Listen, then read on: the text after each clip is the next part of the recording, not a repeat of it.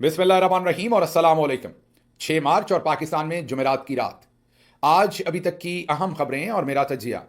आज की सबसे पहली और बड़ी खबर, आखिरकार हम नंबर 1 बन गए। जी हाँ, मैं रोज ही आपको बताता हूं कि हम नंबर 1 की तरफ जा रहे हैं। नंबर 3 हो गए हैं, नंबर 4 हो गए हैं, लेकिन अब हम तकरीबन तकरीबन नंबर 1 डिक्लेयर हो गए हैं। और वो किसमें? आज ग्लोबल टेररिज्म इंडेक्स की रिपोर्ट जारी हुई है और उसमें पाकिस्तान तकरीबन नंबर 1 डिक्लेयर हो गया है। इसकी आपकी और मेरी जिंदगी पर गहरे असरात हैं, इसलिए इस पर तफसीली बात करेंगे। मुकम्मल मुफस्सल आपके सामने मालूमात और तजिया रखूंगा, लेकिन उससे पहले आज जो लाहौर के अंदर बदतरीन घटिया तरीन सान्या हुआ, जिस तरीके से पंजाब की जाली वजीर आला ने लाहौर के बल्कि साउथ एशिया के सबसे बड़े हॉस्पिटल मेयो हॉस्पिटल के medical superintendent doctor Faisal Masood को जिस तरीके से बेइज्जत किया, जिस तरीके से उनकी तजलील करने की कोशिश की, उन्हें कैमरों के सामने अदाकारी करते हुए फायर करने के अहकाम दिए गए, वो एक बहुत ही पाकिस्तान की तारीख का बदतरीन, मैं कहूँगा, सान्यात में से एक सान्या है। जिस तरीके से मरियम नवाज आजकल पढ़े लिखे लोगों को पंजाब के अंदर ट्रीट कर रही हैं, स्पेशली डॉक्टर्स को, गुस्से की वजह समझ आती है। क्योंकि ये आपके जहन में रहे कि जो मेयो हॉस्पिटल है वो किंग एडवर्ड कॉलेज का ही हिस्सा है, या किंग एडवर्ड कॉलेज इसका हिस्सा है, जो भी आपने कहना है।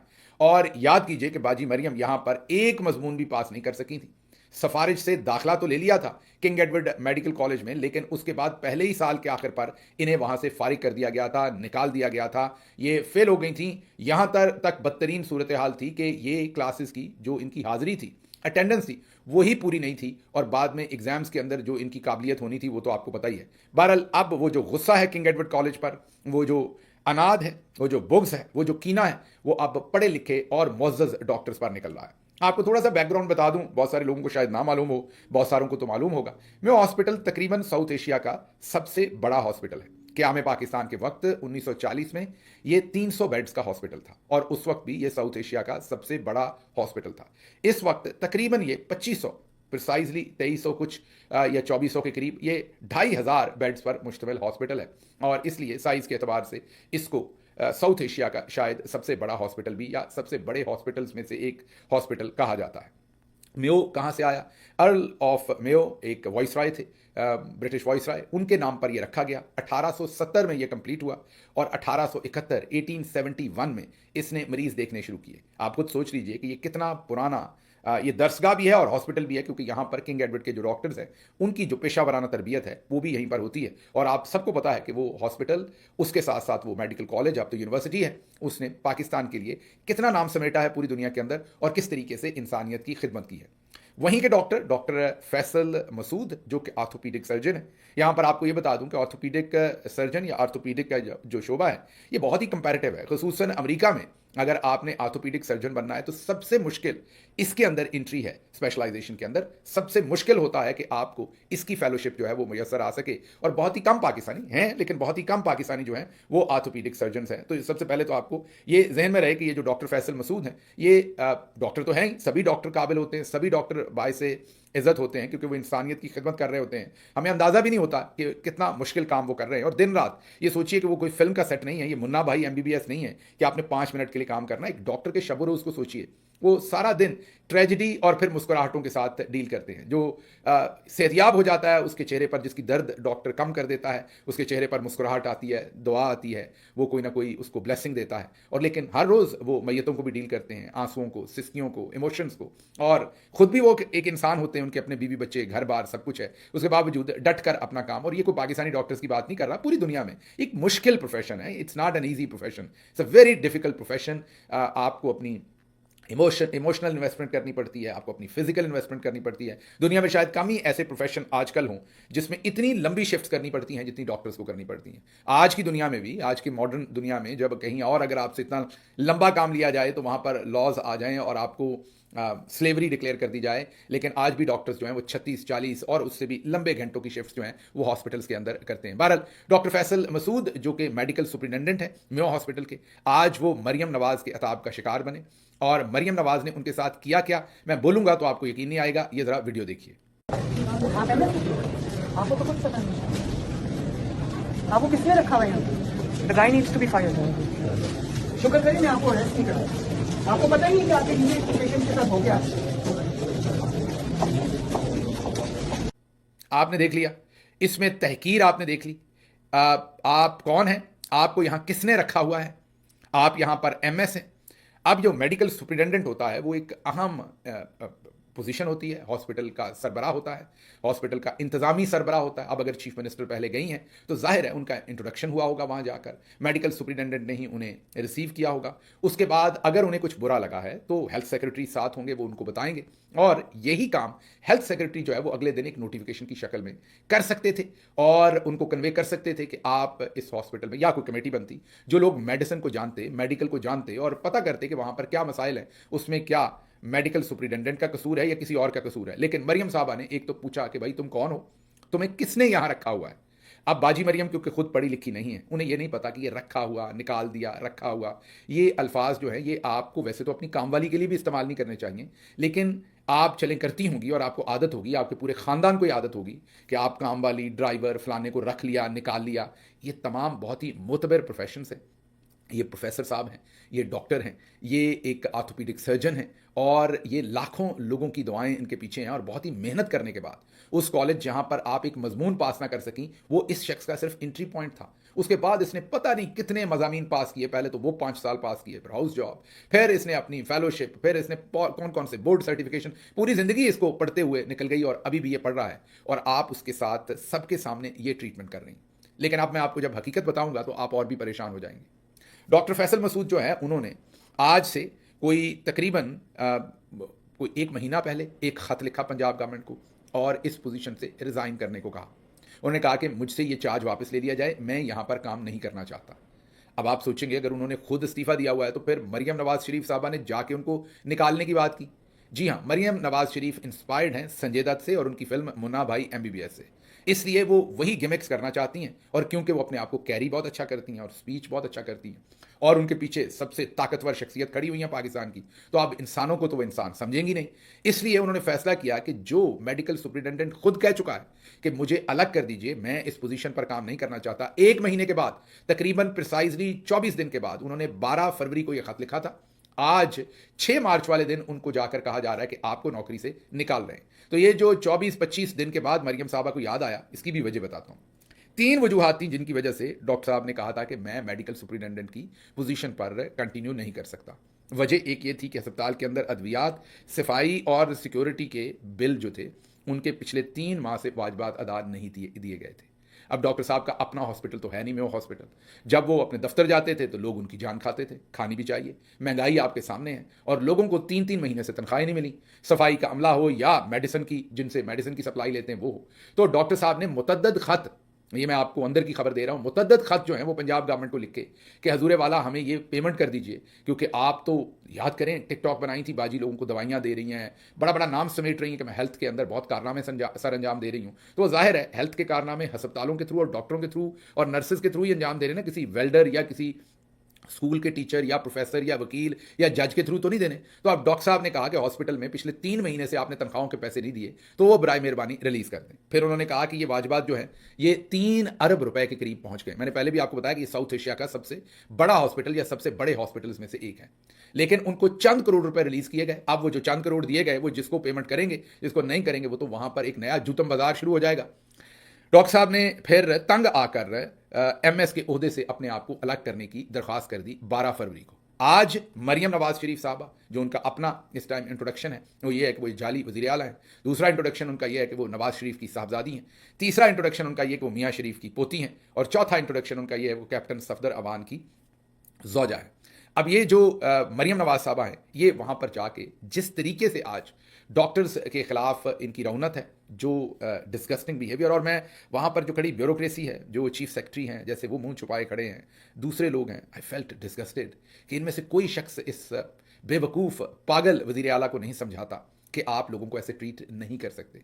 मैंने कहा कि अगर ऐसा हुआ भी है, पहली बात तो वो डॉक्टर खुद कह रहा है मुझे अलग कर दें, लेकिन अगर वो नहीं भी कह रहे कि मुझे अलग कर दें और वहाँ कुछ हुआ भी है तो उसका एक सिस्टम है। आप घर में काम वाली से लड़ाई नहीं कर रहे, आप अब झूठी सच्ची, जैसे भी जनरल साहब ने आपको चीफ मिनिस्टर बनवा दिया है, आपको बनवा दिया, अब आप कम से कम उस ओहदे की कोई लाज रखें। अगर आपको तरबियत नहीं है बोलने की, बात करने की तरबियत नहीं है तो कोई साथ बंदा रख लें, ऐसे मौके पर उसको बोल लेने दिया करें, उससे पूछ लिया करें, या फिर कैमरों के बगैर बंद कमरों में ये काम करें। और ये कैमरा भी यहाँ पर दोबारा आपके सामने, एक दफ़ा फिर ये वीडियो देखिए। आपको तो कुछ पता नहीं। आपको किसने रखा हुआ है यहाँ पे? The guy needs to be fired. शुक्र करिए मैं आपको अरेस्ट नहीं करा। आपको पता ही नहीं कि आपके पेशेंट के साथ हो क्या है। देख लिया आपने। अब आप जरा गौर कीजिए, मैं स्क्रीन पर फिर चलाता हूं। ये कैमरा बिल्कुल मरियम नवाज साहबा के हुक्म से चल रहा है।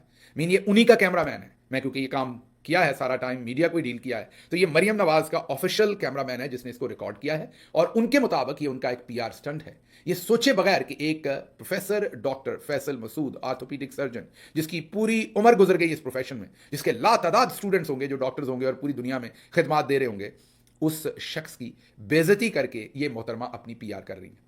I felt disgusted. हमारी गवर्नमेंट में कम से कम ऐसा कभी नहीं किया गया, या अगर किसी ने करने की कोशिश की तो उसकी सरजनिश हुई होगी। कभी ऐसे बिहेवियर की इजाज़त नहीं थी। मैं हैरान हूं कि how people put up with this disgusting behaviour. और जो उनकी टोन थी, जो उनकी बॉडी लैंग्वेज थी, जो उनकी आवाज़ के अंदर कराहत थी, हकारत थी, मकारी थी। आपको पता है मैं कभी भी ऐसे अल्फाज इस्तेमाल नहीं करता अमूमी तौर पर वीलॉग्स में, लेकिन I personally felt very disgusted जो कुछ आज डॉक्टर साहब के साथ किया गया। मैं आपकी तरफ से, अपनी तरफ से और पूरी कौम की तरफ से, और जनरल आसिम मुनीर तमगा इम्तियाज मिलिट्री वो तो नहीं करेंगे, लेकिन मैं उनकी तरफ से भी डॉक्टर फैसल मसूद साहब से माफ़ी मांगता हूँ।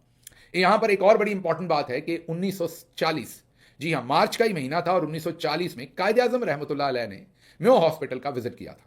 शायद 19 मार्च का दिन था, मार्च का ही महीना था, अब भी मार्च का महीना है। कहाँ कायदे आजम जिन्होंने इसी हॉस्पिटल की सताइश की थी, और कहाँ अब मरियम नवाज एक जाली वजीर आला, और वो वहाँ के मेडिकल सुपरिटेंडेंट को कहती हैं इसको यहाँ किसने रखा हुआ है। आगे चलते हैं जी। आगे जो पहली खबर आपके सामने रखनी थी वो आज इंडेक्स जारी हुई है, और वो है ग्लोबल टेररिज्म इंडेक्स 2025। उसमें पाकिस्तान पूरी दुनिया में दूसरे नंबर पर रैंक किया गया, लेकिन असल में आप नंबर 1 आ गए हैं। अब आप कहेंगे है तो दूसरे नंबर पर, फिर कैसे? क्योंकि जो पहले नंबर पर कंट्री रखा गया है वो बेचारा बहुत ही छोटा मुल्क है। वो बुर्किना फासो है, एक लैंडलॉक छोटा सा मुल्क है अफ्रीका का। 25 मिलियन उसकी पॉपुलेशन है। आपकी 25 करोड़ है, उसकी 25 मिलियन, 25 भी नहीं, अब हम 30 करोड़ पे होंगे। उसकी 25 मिलियन पॉपुलेशन है।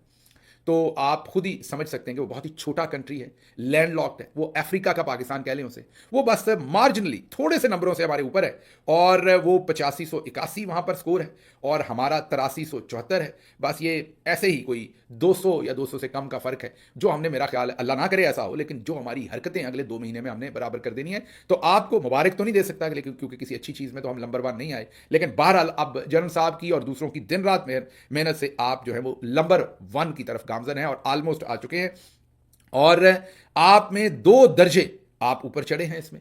और इमरान खान साहब की जब हुकूमत थी तो आप उस वक्त 9वें नंबर पर थे। मीन इंप्रूव किया था, 4 दर्जे हम बेहतर हुए थे और नीचे गए थे पूरी दुनिया के अंदर। हमने 5वें नंबर से 9वें नंबर पर गए थे, लेकिन उनके जाने के बाद, उनकी हुकूमत हटाने के बाद, ये कंटिन्यूसली पिछले साल 45% इजाफे के साथ 1081 दहशतगर्दी के वाकयात जो हैं वो हुए हैं। और 2024 में हम 4थे नंबर पर थे। अब 2 दर्जे हमने छलांग लगाई है, और 2 दर्जे जो हमने छलांग लगाई है उसमें हमने माली और सीरिया उनको क्रॉस कर दिया है, और हमने जाके दूसरी पोजीशन जो है वो ले ली है। माली के साथ हमारा बड़ा मुकाबला है। वर्स्ट सिक्योरिटी सिचुएशन में भी हमारे ऊपर माली है और ऊपर नाइजीरिया है। उनके साथ हमारा कड़ा मुकाबला चल रहा था हर जगह पर। कम से कम यहां पर ग्लोबल टेररिज्म में हमने माली को शिकस्त दे दी है। अब आप कहेंगे जी हम पर सानू की, इससे हमारी जिंदगी को क्या फर्क पड़ता है? बहुत फर्क पड़ता है। इससे आपकी पाकिस्तान के साथ दुनिया की इंगेजमेंट, इन्वेस्टमेंट्स, आपके बाहर जाना, आपके वीज़ाज, आपकी जाहिर है ओवरऑल जो दुनिया के अंदर स्टैंडिंग है उसके ऊपर इसका गहरा असर पड़ेगा। गुज़िश्ता 17 बरसों के दौरान इन्होंने 17 ईयर्स का सारा डाटा जो है उसको एनालिसिस किया है, और ये सबसे ख़तरनाक तरीन साल जो है वो पाकिस्तान के लिए अशारियों की मद में सामने आया है। पाकिस्तान में ये जो टेररिज्म की सर्ज है, इसमें सबसे ज़्यादा नुकसान बलूचिस्तान लिबरेशन आर्मी BLA, उन्होंने 2024 में पाकिस्तान में मोहलक तरीन हमले किए। 2025 में भी वो जारी हैं। अब ज़रा दूसरी चीज़, जो दूसरी खबर आपके सामने रखता हूँ इसी में से, वो खबर यह है कि मारंग बलोच को नॉमिनेट किया गया है। अभी जाहिर है मिला तो नहीं, अवार्ड तो नहीं किया गया, लेकिन नॉमिनेशन भी एक बहुत ही मोतबर चीज़ है। नॉमिनेट किया गया है नोबेल पीस प्राइज़ के लिए, और उन्होंने आज एक ट्वीट करके इसको कंफर्म भी किया है। और उन्होंने कहा है कि ये मेरी अकेली की जंग नहीं है, ये तमाम उन लोगों की है जो मिसिंग पर्सनस और जुल्म का शिकार लोगों के लिए आवाज़ उठा रहे हैं। अब पूरी दुनिया की तरजीहात और बयानियाँ क्या है? पूरी दुनिया का बयानिया ये है कि मारंग बलोच एक हीरो है, उनको वो नोबेल प्राइज़ के लिए नॉमिनेट कर रहे हैं। हमारे नज़दीक मारंग बलोच कौन है? वो टेररिज्म है, टेररिस्ट हैं, या टेररिस्टों को सिंपथाइज करने वाली हैं। हम उन्हें बैरूनी एजेंट कहते हैं फलां से फंडिंग आई है, फलां से फंडिंग आई है। अच्छा, माजी में भी ऐसा ही होता था। ये बयानिया जो था हमारे चौधरी निजामुद्दीन साहब बेचते थे, हम खरीदते थे और हम बड़े ज़ौक़ व शौक़ के साथ लोगों को एजेंट कहते थे और डिस्क्रेडिट कर देते थे। अब हमें सोचना पड़ेगा कि दुनिया के और हमारे बयानिए में इतना फ़र्क क्यों है।